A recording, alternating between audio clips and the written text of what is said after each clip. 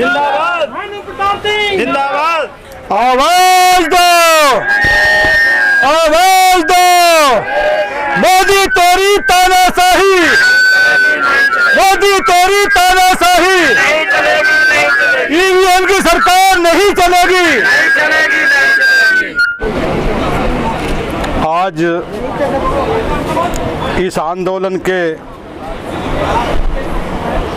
संचालन करने वाले राष्ट्रीय जनहित संघर्ष पार्टी के राष्ट्रीय अध्यक्ष श्री भानु प्रताप सिंह जी, जो कि लंबे समय से इस देश में जितने भी गलत कार्य हो रहे हैं उसका किसी ना किसी रूप में कहीं ना कहीं पूरे देश में आंदोलन चलाए हुए हैं। एक वो बात है ना, शेर की झलक सबसे अलग। आज सभी नेताओं के मुंह पे ताले लगे हुए हैं, कोई भी नेता देश में बोल नहीं रहा, सारे कायर हो गए हैं, सबको डराया जा रहा है। तो बिल्कुल बेहिचक होकर के आज राष्ट्रीय जनहित संघर्ष पार्टी के राष्ट्रीय अध्यक्ष भानु प्रताप सिंह जी अपनी आवाज बुलंद करे हुए हैं और जनता अभी भी घरों में बैठी हुई है। जनता को इंतजार है।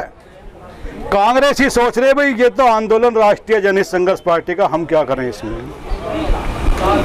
कांग्रेस संघर्ष करेगी तो हम भी जाएंगे। यही हालत समाजवादी पार्टी की है, यही बसपा की है, यही अन्य पार्टियों की है। सभी नेता मोदी ने अपने तरीके से डराए हुए हैं, क्योंकि सभी पार्टियों ने जब जब मौका मिला है अच्छा माल बटोरा है, गाढ़ी कमाई जनता की अपने पास इकट्ठा की है, तो सभी डरे हुए हैं।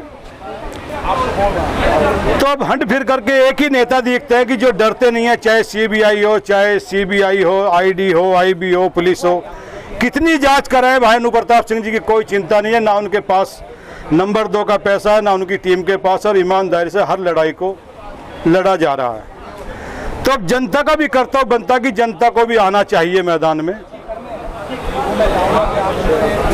जनता कब इंतजार कर रही है कि जनता सोच रही कि हमारे एमपी एमएलए आएंगे जिनको हमने वोट दिया। 131 हमारे एससी एसटी के एमपी बैठे हुए हैं, लेकिन वो सारे के सारे कायर हैं। मन तो ऐसा करता कि उन्हें चूड़ी भेंट करनी चाहिए। वो बिलों में से नहीं निकलते, वो नेता नहीं, वो गुलाम हैं। 1150 केवल एससी एसटी के एमएलए पूरे देश में बैठे हुए हैं, लेकिन एक भी नहीं बोल रहा। सबको ये डर है कि हमारा टिकट कट जाएगा। तो इस लड़ाई को जनता को स्वयं ही आगे आकर के लड़ना पड़ेगा। और लड़ना कैसे पड़ेगा, मैं एक छोटा सा उदाहरण देता हूँ। हमारे पास में एक खरखोदा विधानसभा है, एक वहाँ काना तेली था, ओरिजिनल घटना बताऊंगा। उसने बड़ी ईमानदारी से एक विधायक के लिए काम किया। बीजेपी का विधायक था, अब से जो करीब 20 साल पहले बीजेपी की सरकार आई थी, जब कल्याण सिंह जी मुख्यमंत्री बने थे। वो किसी काम से, सार्वजनिक काम था पब्लिक का, जनता के बीच में गए। जनता ने कहा भाई तुमने हमसे वोट दिलवाया था, एक हमारा छोटा सा काम इसे करवा दो, खड़ंजे नाली का होगा। उन्होंने जाकर विधायक जी के पास अपनी बात रखी। विधायक जी कहने लगे भाई कौन हो तुम? कहने लगे जी मुझे नहीं पिछाना, मैंने तो बड़ी मेहनत करी आपके चुनाव में।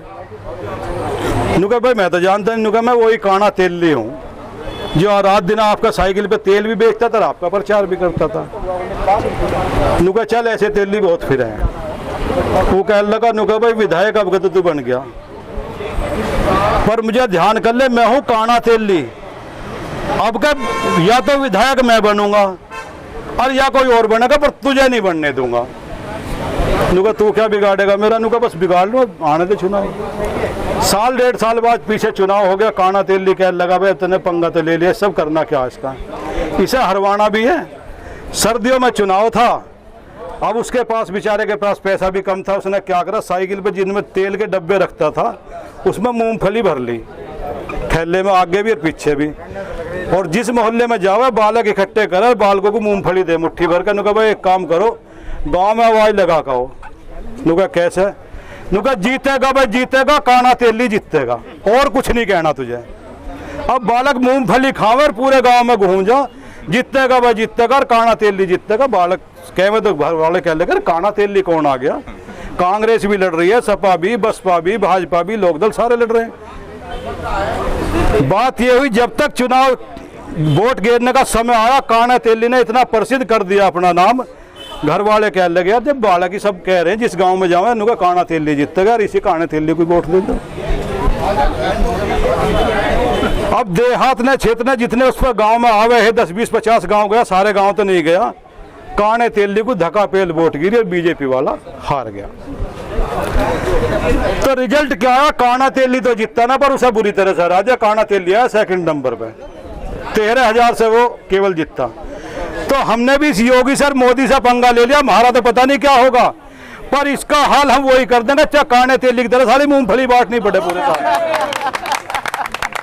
तो साथियों, बीजेपी को तो हम उत्तर प्रदेश में आने नहीं देंगे। 403 विधानसभा सीट हैं, यदि वो 50 विधानसभा सीट जीत जाए तो बहुत बड़ा काम होगा। 80 एमपी वहां से आते हैं, एमपी अपनी जान बचाते फिर रहे हैं। ठीक है, जिला पंचायत और इन्होंने वो अभी प्रमुखी बेईमानी से जीत ली, लेकिन इसमें ये काम नहीं चलेगा। और ईवीएम की लड़ाई पूरे देश में चली हुई है, आज किसानों के बीच में भी आ चुकी है। उत्तर प्रदेश में 65-70% किसान आता है, किसान टोटल नाराज है, मजदूर टोटल नाराज है, व्यापारी टोटल नाराज है। केवल हिंदू मुस्लिम के नाम पे वो अपनी बात चलाए हुए हैं, वो भी ज़्यादा दिन नहीं चल पाएगी। सब समझ गए हैं कि हमें लड़ा करके सत्ता पे काबिज है। एक आदत जरूर गलत डाल दी है सरकार ने। मैं अभी देख रहा था अमरीशपुरी का, रात उस पर फेसबुक पे आ रहा था, वो राशन नाज और चावल फ्री का दे दो, तो उसका दली आया फ्री में बट रहा था कि भाई इनके जमीन के तो अंगूठे लगवा लो, उनके पहले इन्हें हराम की खाने की आदत तो पड़ जान दो। हराम की खाने की आदत डाल दी है, इसकी बदौलत भी कुछ अभी लोग समझ नहीं रहे हैं कि तुम्हारी जो 40,000 की नौकरी थी, 50 की, 30 की, 10 की, वो सब छीन के और ये 100 रुपए का राशन दिया जा रहा। तो साथियों, आज मैं जंतर मंतर से कहकर जा रहा हूं कि बीजेपी को उत्तर प्रदेश में किसी भी कीमत पे आने नहीं देंगे, चाहे हम जीते या हारें। इसका तो ऊपर वाला बताएगा, जनता बताएगी, लेकिन इनको नहीं जीतने देंगे। चाहे हमें गठबंधन करना पड़े, चाहे अकेला लड़ना पड़े, कुछ भी हो, बिना भानु प्रताप सिंह जी के उत्तर प्रदेश में सरकार बनने नहीं देंगे। इसी के साथ मैं अपनी बात खत्म करता हूं। जय हिंद, जय भारत, खुदा हाफिज।